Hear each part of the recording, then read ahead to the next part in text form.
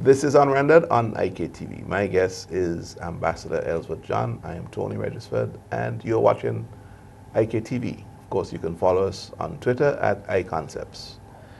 Ambassador John, I said when we were going out on the break that we haven't touched CSME, and I'm not going to necessarily introduce it at this stage because I really want to get this OECS Economic Union trashed out. And if need be, it's an ongoing conversation, and we'll come back again at some Unrendered program and talk about CSME.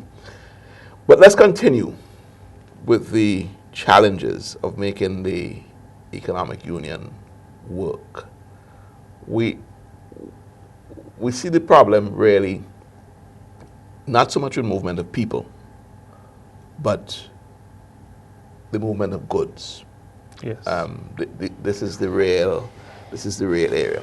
Now, for companies doing business, if it is thought that or felt that economic union will enhance business opportunities, will provide growth opportunities for existing businesses. Let's take, for example, somebody who manufactures a particular commodity here now. And, let's say pasta. Let's say pasta, for example. My good friend Andrew Woodruff. Yes. He who was very much involved in the whole discussion. In the whole discussion, and right. have attended a number of the sessions. He would be challenged on two fronts. One, which we haven't touched, transportation. Okay? Because you put something in place, but who's connecting the dots? What's moving the good from St. Vincent to St. Lucia all the way up to BVI or wherever? Where is the transportation there? And secondly, of course, we're talking about the ports of entries and what are the barriers in terms of him being competitive in those markets versus a person who produces and manufactures to the island he hopes to export to. So let's look at transportation first and foremost. How are we approaching a resolution, a resolve to, ease of movement for your goods, the actual commodities? We have an interesting dynamic. If you ask the small shippers in St. Vincent and the Grenadines, what is the problem? They will tell you that there are not sufficient goods to move. And if you ask the persons who have goods that they want to move, they tell you they don't have the transportation. They don't tell you they don't have the transportation. Is somebody lying? Well, it might be the case that there are not sufficient goods. You have been in sessions where we have had this conversation. Yes. My inclination is to think that if the demand is there, then a supplier will come forward. So in other words, if there's a demand for moving tons and tons of some produce from St. Vincent to islands further up the chain, then a vessel will pop in, they'll see the opportunity and pick up the slack. One of the first things that we started to look at, and we started about maybe 6 years ago, 5-6 years ago to look at it, is the whole idea of establishing clusters, small shipping clusters across the OECS. A cluster like Dominica, Antigua, St. Kitts to cover that region. One coming down the train from Dominica, St. Vincent, Grenada, St. Lucia, Grenada. And you would find that most of the small shippers are grouped, bunched in St. Lucia, in Dominica, and St. Vincent at the moment. And we had a very interesting meeting in Grenada where we brought all the small shippers together to discuss how we can go about establishing it. We had funding that was available through a component of the World Bank called Compete Caribbean to assist us in trying to put together the program. We even went so far in St. Vincent and the Grenadines to establish a Small Shippers Association, had a constitution put in place. And it just fizzled out. And one of the reasons I feel it fizzled out, because there was I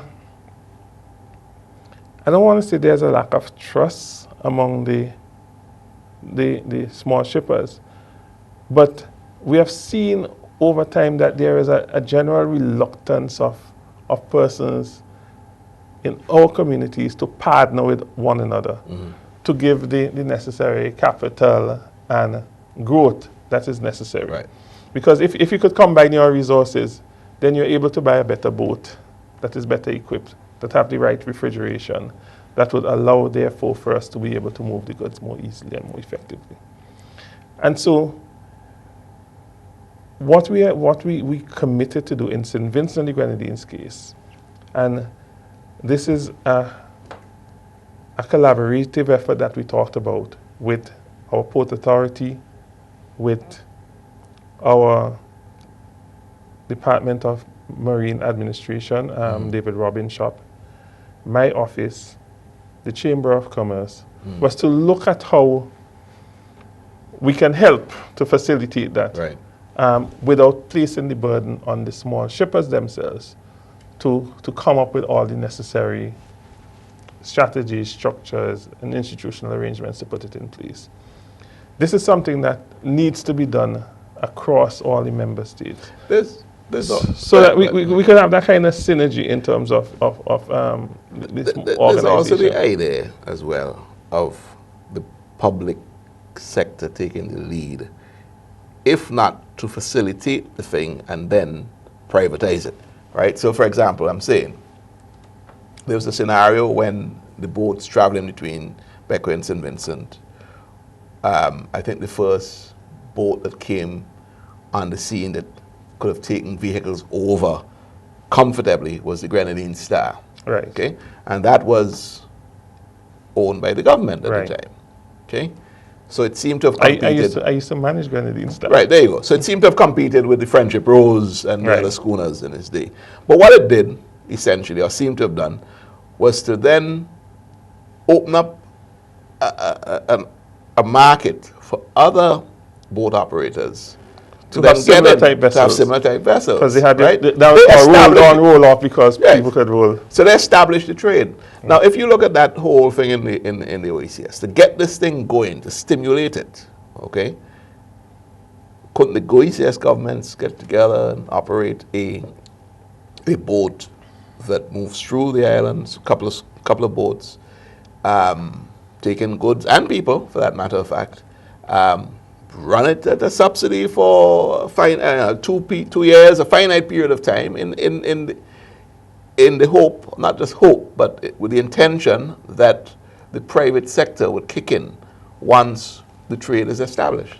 You see, I kind of like the trend of this discussion, because it takes us into the realm of away from a little bit of interview and interviewee, because of where we sit in Well, that's other fair enough. capacities. Fair enough. Into really looking at how our constituents can work more closely together to really advance that process, because it is a burning concern, the whole question of transportation, and the cost of transportation, because it is easier to get something shipped from Miami to St. Vincent and the Grenadines than it is to get something shipped from St. Vincent and the Grenadines across.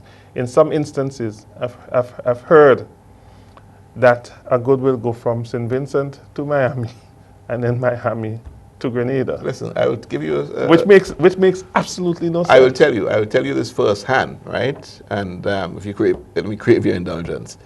When I was at Vinci I Fresh, told you the dynamics have changed yes, in but this when I interview. was at Vinci Fresh, okay, we were looking at if we got a market somewhere up north. I can't remember, it was Antigua or those places, for moving a container of produce, of goods. How are we going to do it? Because there are no ships going there.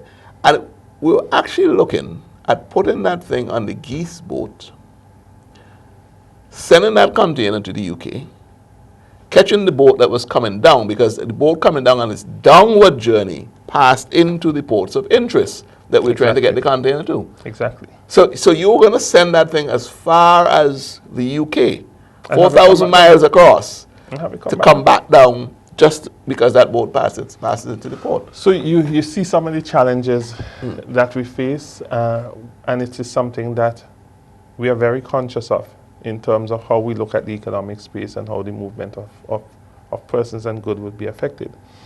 The whole question of transportation doesn't only apply to goods. The question of transportation also applies to people.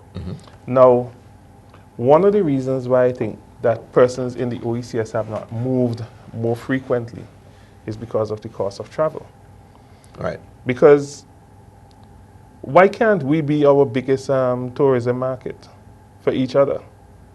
Where persons from St. Lucia, Grenada, Antigua come to St. Vincent for our festivals. And clearly the cost of travel has impacted. And therefore the cost of travel has impacted on that. Even in the summer, well, people call it the summer now, but we don't have summers here. Even during August holidays. Exactly. The long school holidays, you used to see hiking clubs, this club going from all one the island time, to the next. all the time. Doesn't happen anymore. In my youth, right. I mean, we moved easily between I shouldn't say it doesn't happen anymore, but it happens. We move very easily between yeah. the islands. It's a lot more difficult now because of the cost.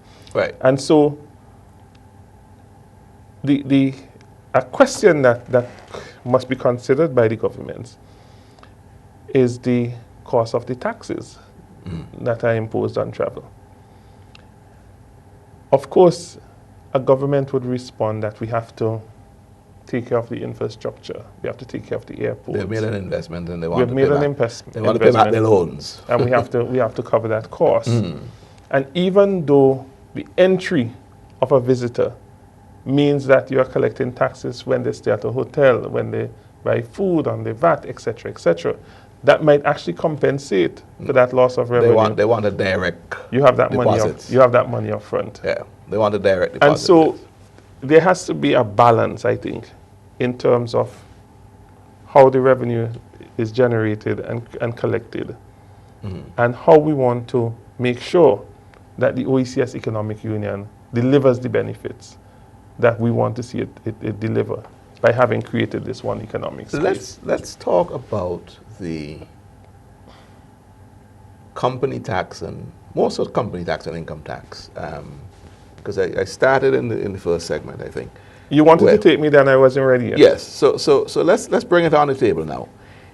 A company that, let's use the same pasta enterprises as an example, not only wants to export, but wants to go and start making, in another country. In another country, but they are registered in St. Vincent. And that will be dealt with when we have finalized the legislation with regards to company registry, where you can register in one company and operate across the board. Right. So what is likely to be the tax regime there? To which jurisdiction? Because I take it that you're not going to see the harmonization of corporate tax. Has to come.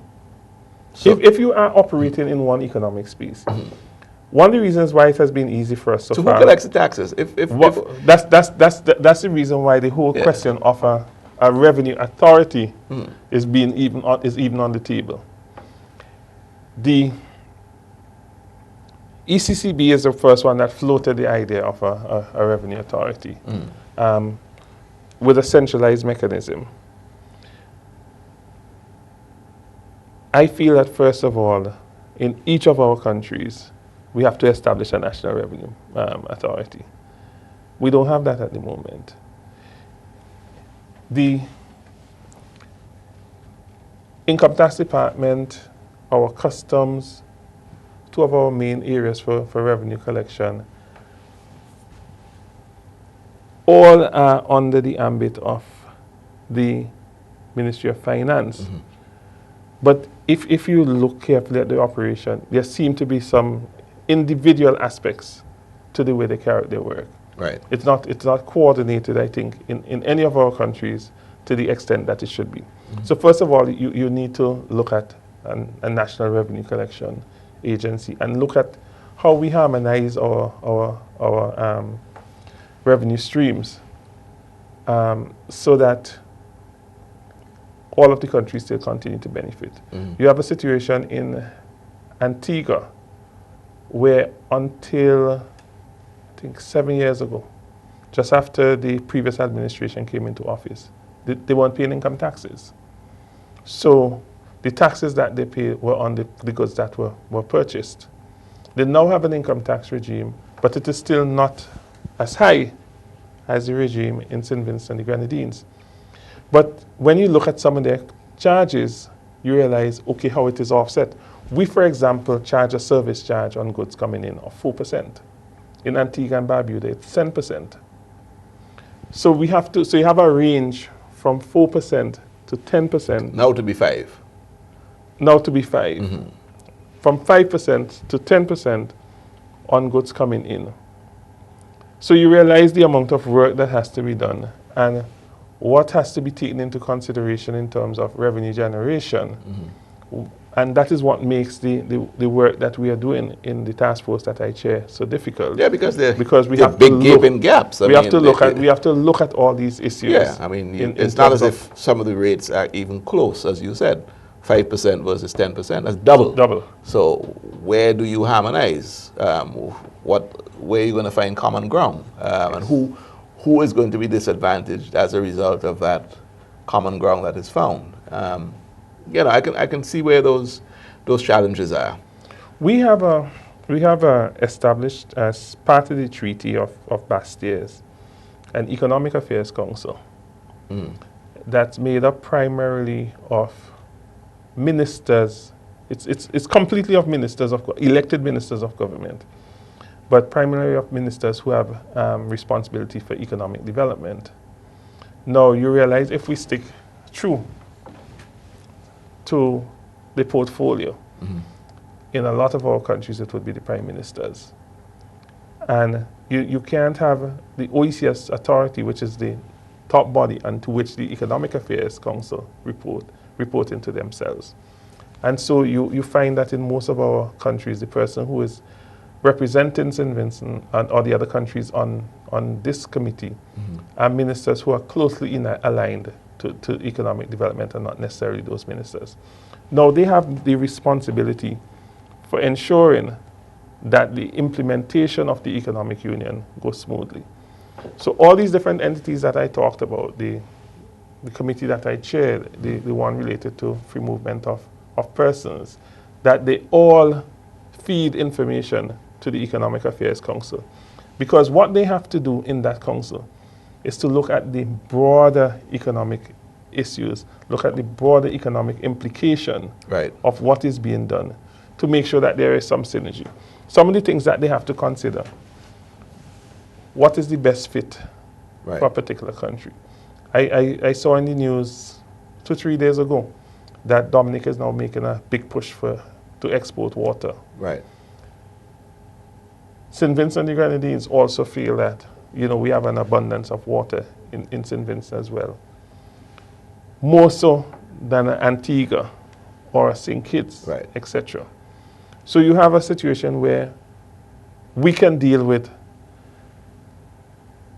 produce and goods that require soil that has a lot of water, for example, or industries that require a lot of water. Like making beer.